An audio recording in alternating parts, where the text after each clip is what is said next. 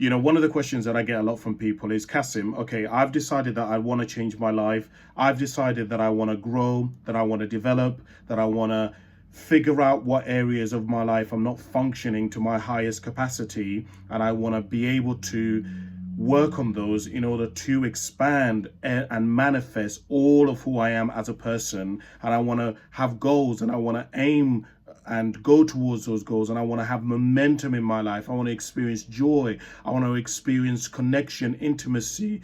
I want all those things that make being a human being wonderful. But also, and that includes some of the negatives as well. So people always say to me, Kasim, where do I start? And I always say to people, you can always start by seeing what position you sit in. So there is a type of therapy called transactional analysis. And transactional analysis has these four positions, which I'm going to share with you in a second.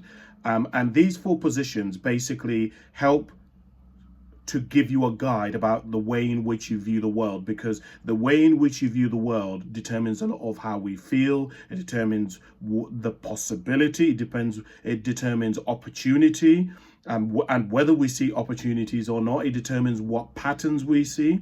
So the four positions are, and I'll start off with the first one, is the I'm okay and you're okay. So the person who sits in the I'm okay and you're okay position basically believes, look, I can get things wrong, you can get things wrong. I'm good sometimes and I'm bad sometimes. You're good and sometimes, and you're bad sometimes. I have strengths, you have strengths. I have weaknesses, you have weaknesses. But we can come together. We can complement each other. We can work in collaboration with each other, and we can grow and we can expand and we can improve each other. And you have to understand that most people do not live in this position. It's the reason why I've said it first. Most people do not live in this position where they believe that it's okay for people to make mistakes. And the easiest thing that I say to people as a way to determine whether they live in this position is, have they forgiven their parents? Have they found out what their parents' story is? Because most of us have an issue with the way our parents raised us. Either they didn't do enough of something or they overdid something. But our parents usually were doing the best that they can with what they knew how to do. They were either repeating the same patterns or the same dynamics that they had, and they were just continuously going over and over and over again. Or these individuals were trying to break patterns, but it was really, really difficult. So that's the first position. The second position is, I'm okay, but you're not okay. Now, this is a position that most people sit in. I hate the world. Women are liars. Boys are cheaters. You can't trust anybody. You can't rely on anybody. You can't trust the government. You can't trust banks. In other words, the person believes that they're okay, but everybody else is okay. The problem with this is you then lead from a position of judgment. You then lead from a position of skepticism. You then lead from a position of control, because you cannot allow other people to be able to be who they want to be, because that threatens your position, right?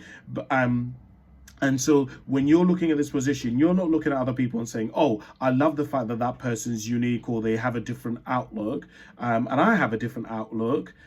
You're not moving from that position. You're looking at it as their position threatens my position. Consequently, I either have to undermine it, I have to oppress it, I have to shut it down, I have to pull it apart so that it doesn't challenge me in any way. And you'll always often see this particularly with men. I say to them, just look at whether you have been drawn into a cult mentality. For example, are you the kind of person who says things like Liverpool or Manchester United is the only team and it's the only best team in the world?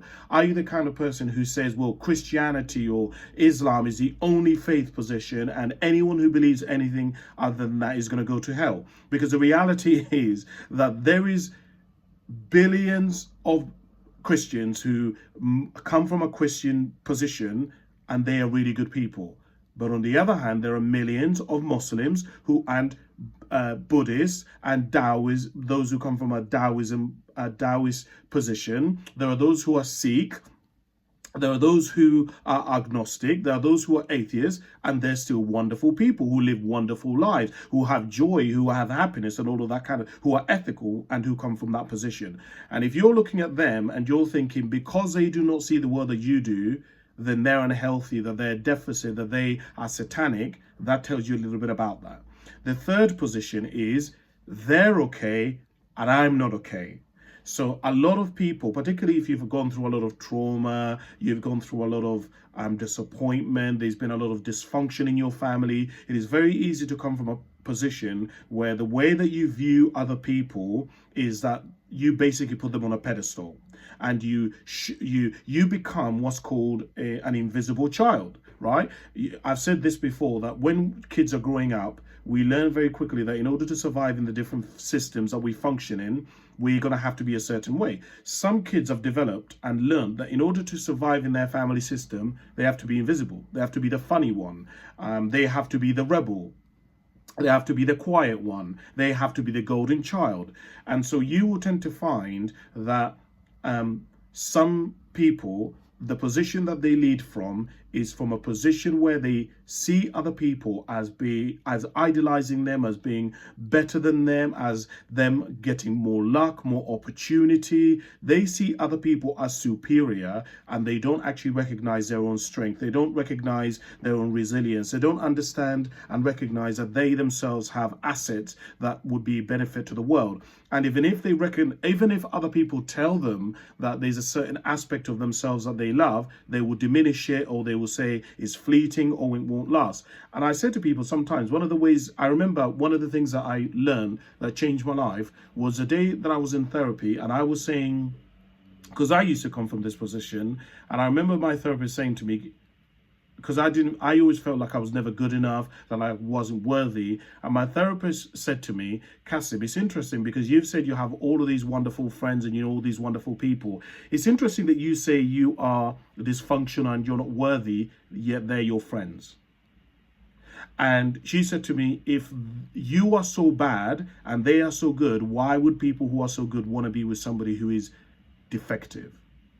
And that was life-changing for me, really, really, really life-changing for me.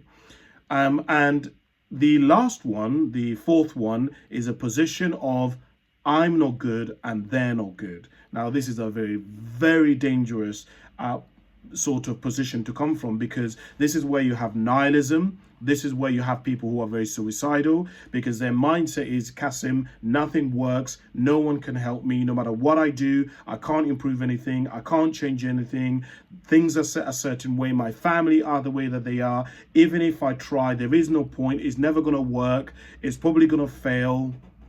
And consequently, the person never gains self-confidence, they never try, they never work on themselves, they never get any momentum. And there is a lot of people who are in that position, especially if you've asked for help, but the help that you've been asking for is with the wrong people, right? And so I hope that those are the four. I wanted to share those four positions because I hope that they'll be useful to you. But those are the four positions that I have found people tend to sit in.